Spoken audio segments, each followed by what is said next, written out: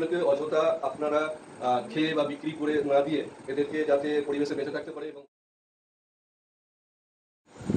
নমস্কার, আজকে আমরা নেচার্স লাভার্স ক্লাবের পক্ষ থেকে পাটরা গ্রামের তুহিন পাত্র মহাশয়ের কাছ থেকে আমরা খবর পাই যে তিনি আজকে ঝড় বৃষ্টির পরে মাঠ থেকে 2-3টে কচ্ছপ উদ্ধার করেছেন। তো তারপর তিনি আমাদের সঙ্গে যোগাযোগ করেন এবং কচ্ছপগুলোকে বিক্রি করে দিয়ে বা নিজেরা খেয়ে না নিয়ে আমাদের হাতে আজকে তুলে দিচ্ছেন কচ্ছপ। মাঠেতে এই দুটো এবং আরও একটি আছে, 3টে কচ্ছপ আমি উদ্ধার করেছি মাঠ দেখতে গিয়ে। তো সেই হিসেবে আমরা চাইছি যে এগুলো প্রকৃতির কোল থেকে আস্তে আস্তে বিলুপ্ত প্রায় হয়েই যাচ্ছে। তো এইগুলোকে অযথা আপনারা খেয়ে বা বিক্রি করে না দিয়ে এদেরকে যাতে পরিবেশে বেঁচে থাকতে পারে এবং পরিবেশের ভারসাম্য বজায় রাখতে পারে, তার জন্য এই আমাদের পান্ডুয়া নেচার ক্লাব উদ্যোগ নিয়েছে। এবং আমি তাদের সঙ্গে অবশ্যই বলেছিলাম যে এখানে এসে আমাদের সাথে এইগুলো নিয়ে একটুখানি সাহায্য করতে। ধন্যবাদ প্রবীণদাকে তো এই কচ্ছপগুলো আমাদেরকে দেওয়ার জন্য, এবং আমরা এটিকে যথাযথ দায়িত্ব নিয়ে বন দপ্তরের হাতে তুলে দেব।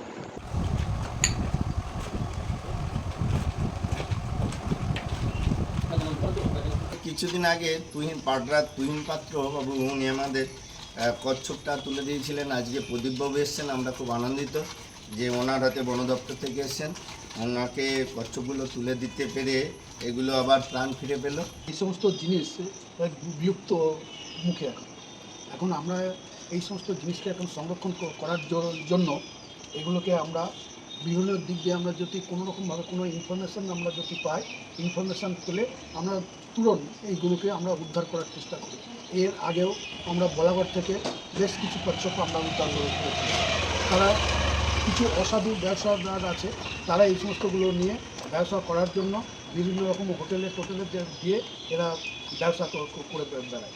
কিন্তু আমরা সেগুলো জানতে পেরে সেগুলোকে আমরা উদ্ধার করে একদম সংরক্ষিত স্থানে সেগুলোকে আমরা ছাড়ার ব্যবস্থা আমরা করি।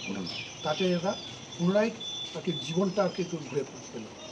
ধন্যবাদ আমাদের এই উদ্যোগকে।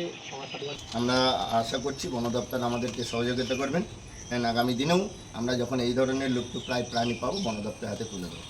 ধন্যবাদ জানাই প্রদীপবাবুকে, ধন্যবাদ জানাই বন দপ্তর।